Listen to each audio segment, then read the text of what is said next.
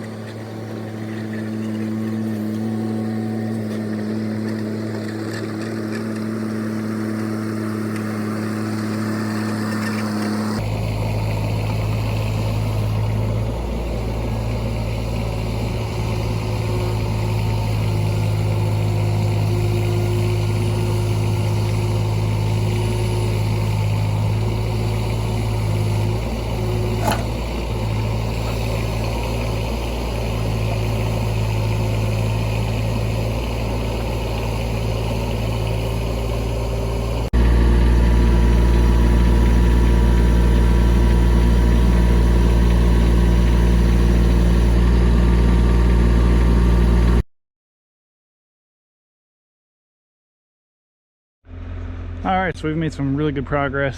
We're at 35 hours of time spent here working on this. Not terrible. We're actually doing really well for the time. Customer bought some more pallets of rock. Some good finger boulders right there in the middle there. Some more square, bigger stuff.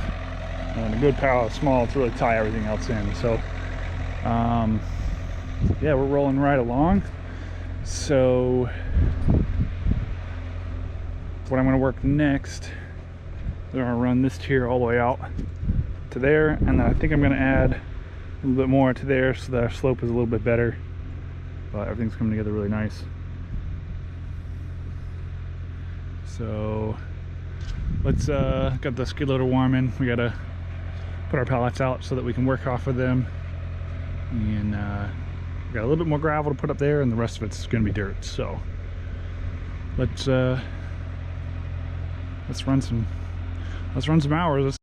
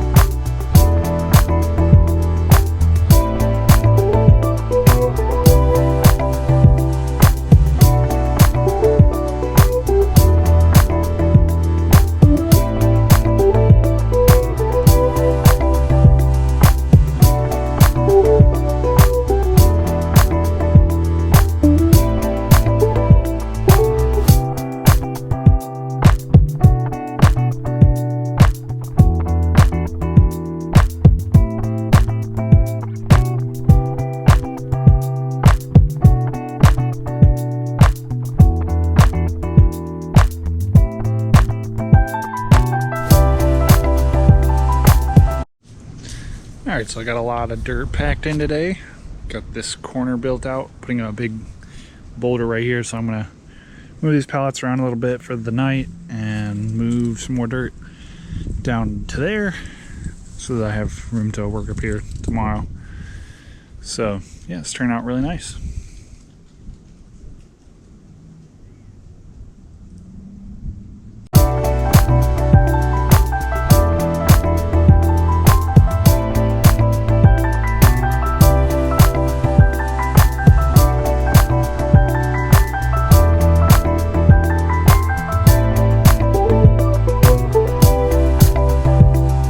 Some people out there that are going to say that, you know, this will never hold up, but all this is a facing structure for a cliff that's been here for years.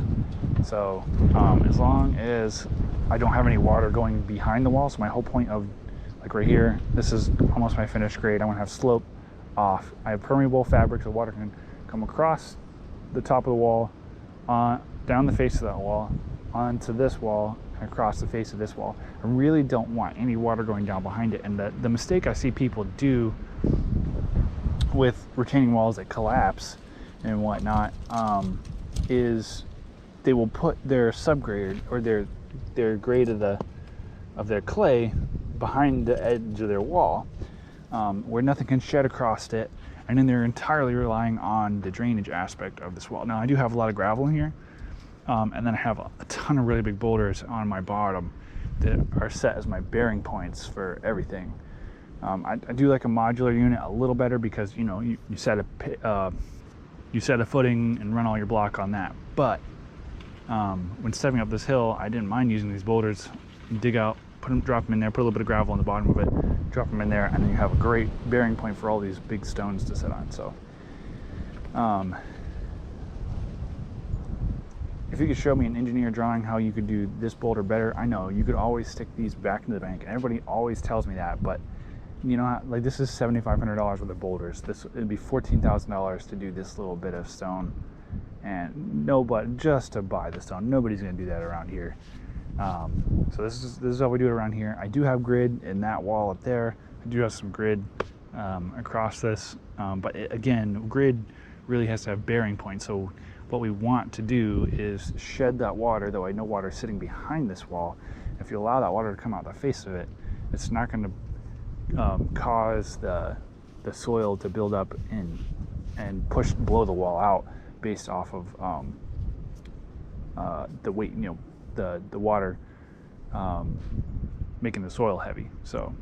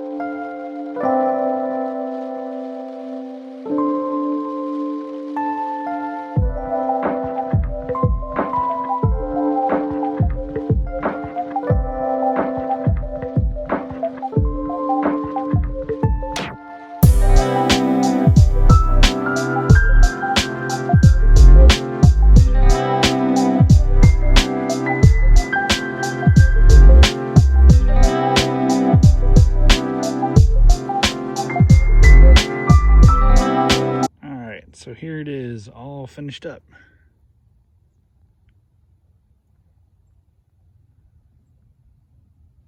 Pretty beautiful looking wall there. So it's 3 tiers tall. At its highest point is from right there to there. It's about 7.5 feet. And then we got this nice little set of steps we built into the edge right there to still access the top. So like 38 tons of boulders, gravel and everything, and just a lot of dirt put back in there and tamped back in.